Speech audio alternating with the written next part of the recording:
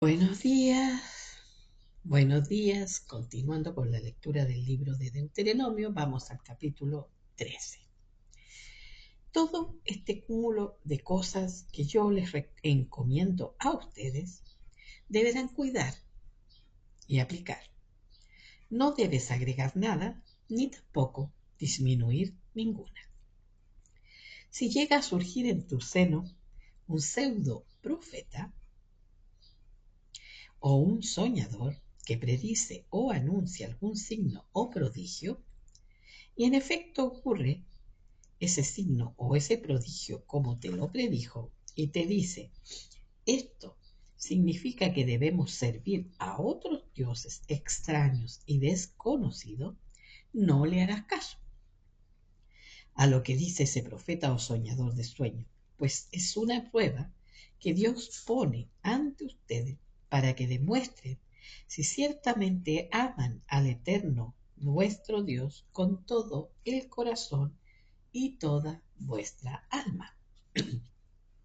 Tras el Eterno vuestro Dios se encaminarán, solo a Él venerarán, y sus preceptos cuidarán, su voz oirán, a Él servirán, y en Él se apegarán.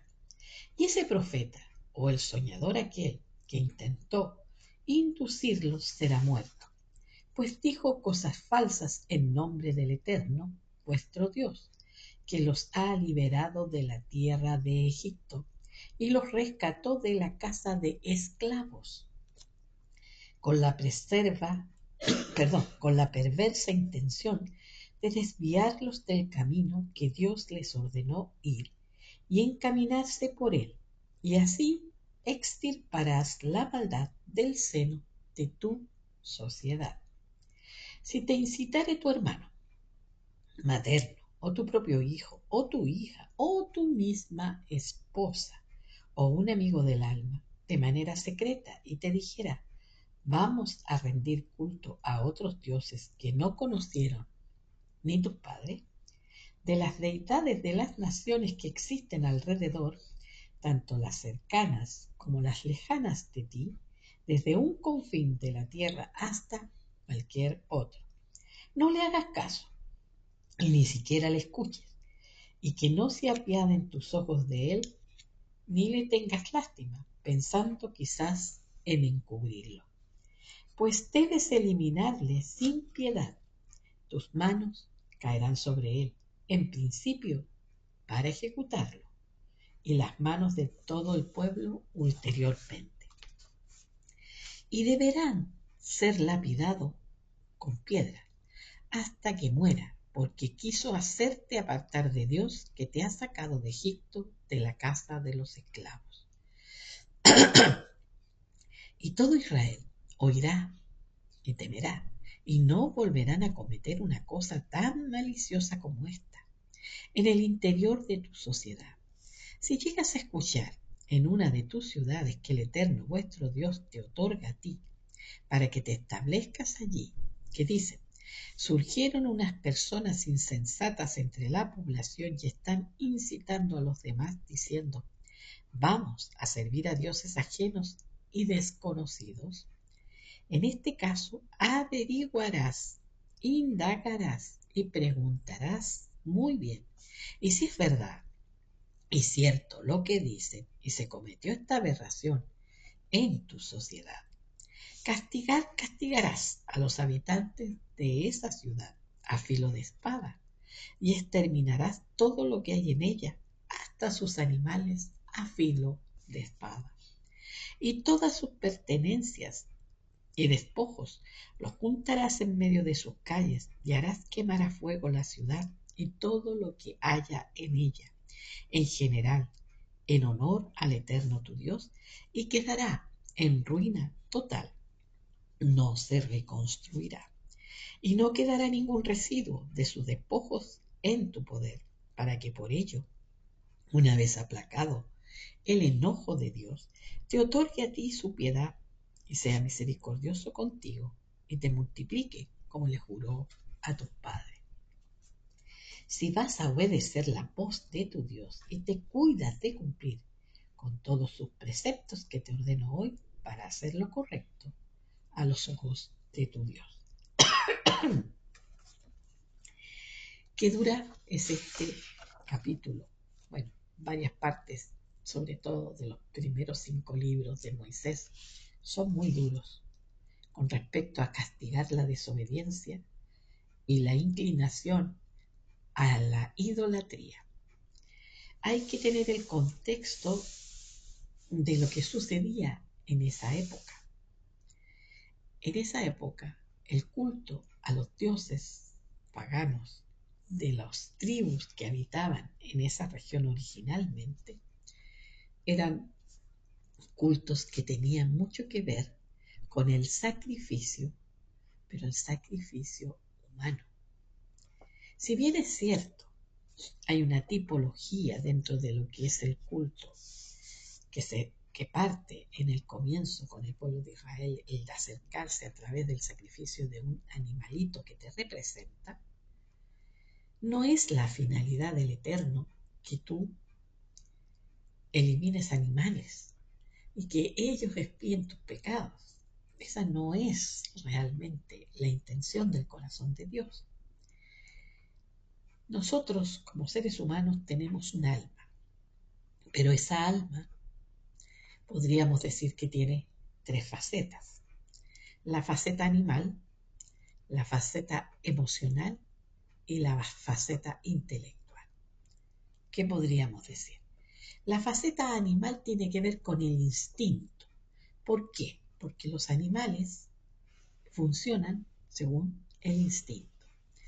Dentro de la terminología hebrea se denomina a ese tipo de alma animal o primitiva, se le denomina nefesh, que es la etapa del alma en que funciona por el instinto de protegerse, de alimentarse, de defenderse. Después viene una etapa más evolutiva, que es la etapa del ruach, que tiene que ver con todo lo que implica las emociones. Y por último, ya el alma mucho más evolucionada es la neshama, que tiene que ver con la razón, el intelecto, el entendimiento. Recordemos que Pablo nos dice en Romanos que nos presentemos ante Dios en sacrificio vivo, santo, agradable a Dios, que es un culto racional.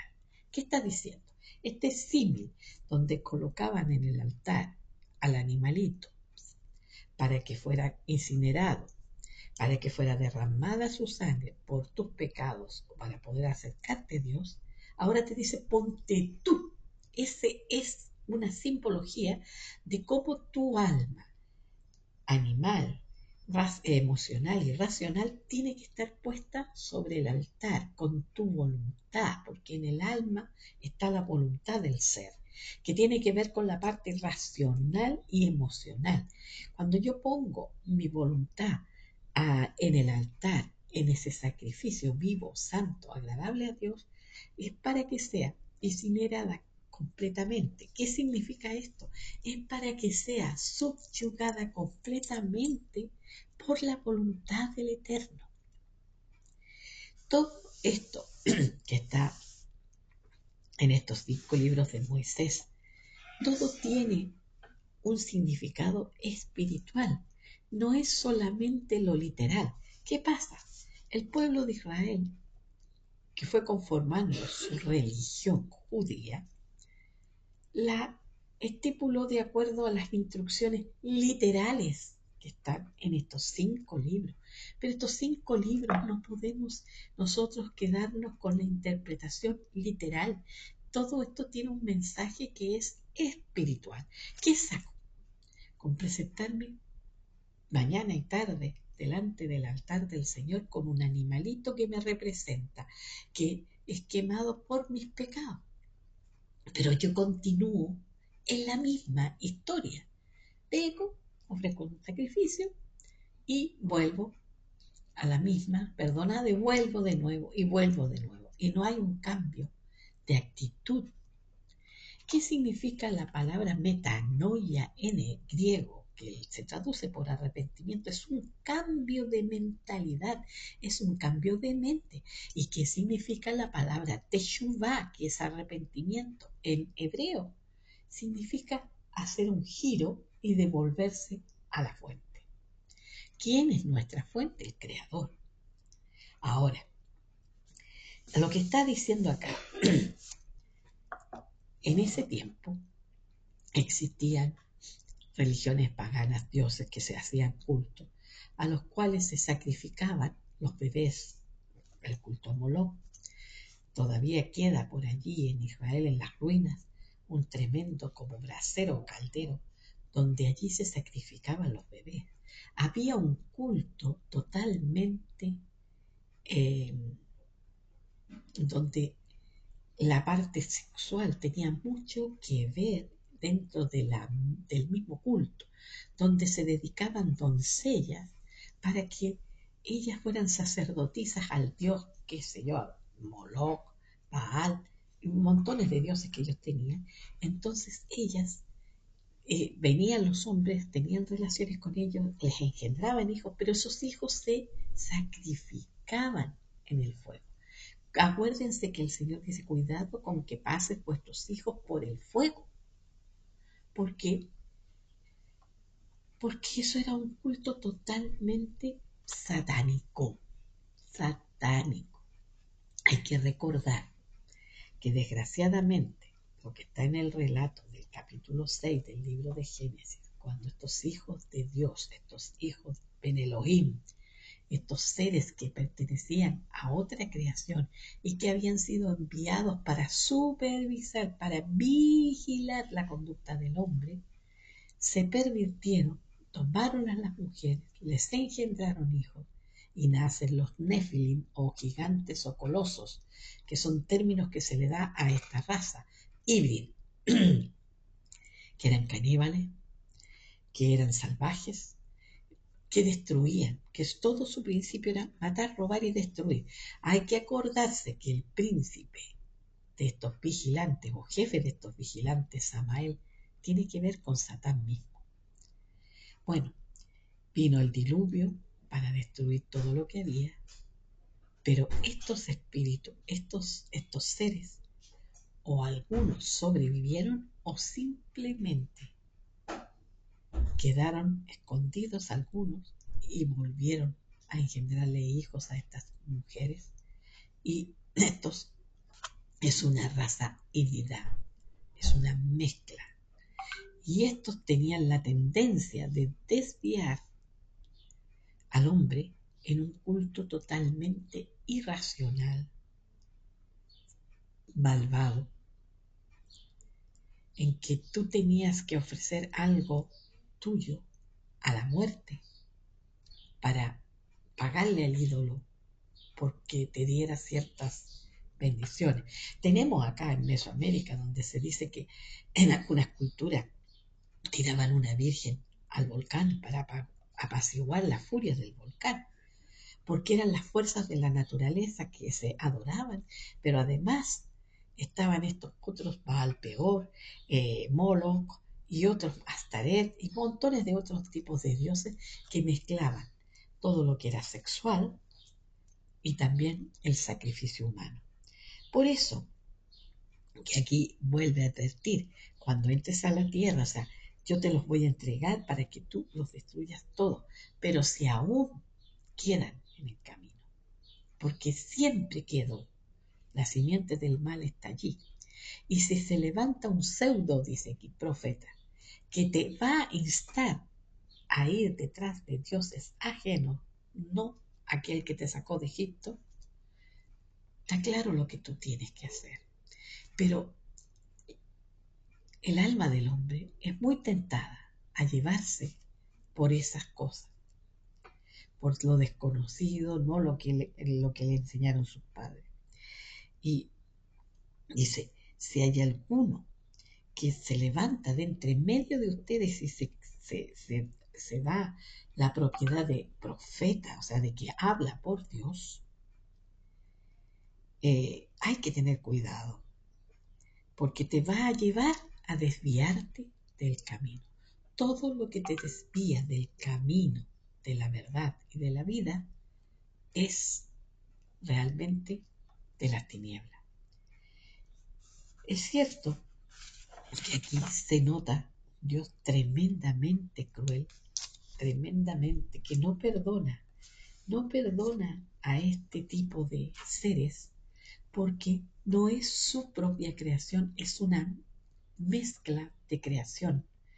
Aquí hay una hibridación y eso es lo que llevaba al hombre a ser tan irracional, de entregar a tus propias criaturas a morir vivo, allí ponerlo vivo a la criatura en el fuego para sacrificarlo a él. Cuando viendo lo que hacían los pueblos paganos, Dios les empieza a mostrar que, bueno, se acerquen a través de un sacrificio, de un animal, que derramen la sangre, porque en la sangre está la vida y cuando hay pecado viene la muerte. Entonces, al derramar la sangre de ese animalito que está tomando tu posición, está allí en reemplazo de ti, es como si fuese tu sangre la que se derrama para que sean perdonados tus pecados. Pero lo que en el fondo espiritualmente estaba diciendo, yo quiero que tú te presentes delante de mí, y por eso lo interpreta tan bien Pablo cuando dice, presentaos vosotros mismos en sacrificio vivo, santo, agradable a Dios, que es vuestro culto racional, que es el sacrificar tu voluntad, tus deseos, lo que tú piensas, lo que tú quieres, y ponerlo en el altar para que sea la voluntad del Eterno la que te levante, la que te saque, la que te lleve adelante. Por eso tenemos que tener cuidado, porque hay muchas cosas que te pueden desviar, que tienen un pequeño cariz de verdad, pero en el fondo todo lo demás te desvía del punto principal, el punto principal del cual venimos hablando, que es estar en esa relación, en esa comunión, en esa intimidad con el Creador. La religión judía se estableció de esa manera y por eso Salomón levantó un templo que fue destruido por los babilonios, que después se recuperó ese templo en forma muy humilde en la época del emperador Ciro, que los autorizó al rey Nehemías que lo reconstruyeran y que con posterioridad bajo el Imperio Romano, Herodes cuando se erigió rey, él le dio la fastuosidad a ese templo. Pero en el año 70 Dios lo derribó y no dejó piedra sobre piedra. ¿Por qué? Porque desde el comienzo lo dijo Dios, que quería hacer de cada criatura un templo, donde Él viniera a morar en medio del pueblo y en cada uno de su pueblo viniese a morar. Por eso, pero vemos que el entendimiento de Israel levantó su culto, su religión en base a lo literal, pero Dios le derribó el templo, le derribó el templo. Y cuando viene Yeshua interpretando esa ley, interpretando esa Torah de forma tan elevada, Él nos dio a entender que el reino de Dios quiere estar dentro de nosotros, en medio de nosotros, en la persona del Rey. Y por eso nos dio de su espíritu, de su esencia, para que esté en nosotros. Cada uno es un templo. Recuerden que el Señor nos dice a través del apóstol que el cuerpo es templo del Espíritu Santo. Ya, nosotros somos un templo individual y cuando nos juntamos, cuando estamos juntos en comunión con el Espíritu, transformamos ese templo individual en la casa de Dios, donde Dios reina en medio nuestro. Y no es literal, es espiritual. Pero lo espiritual no es intangible, tiene que ver con tu voluntad, que tienes que cederla, tu voluntad que tienes que ponerla a disposición del Espíritu de Dios para que sea Él en ti y no nosotros. Es muy importante leerlo, pero entenderlo en el contexto y encontrar el significado espiritual de las palabras. No podemos tomar las escrituras en forma literal. Ellas tienen mensaje oculto.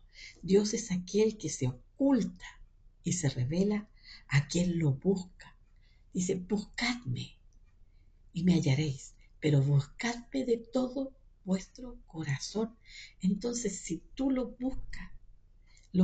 Hay mucha gente que lo ha buscado en los cultos o la, qué sé yo, en el yoga, en el budismo, en buscar a través de distintas otras experiencias, buscar a Dios. Y hasta que llega el momento en que Él se revela. Pero cuando Él se revela, es diferente.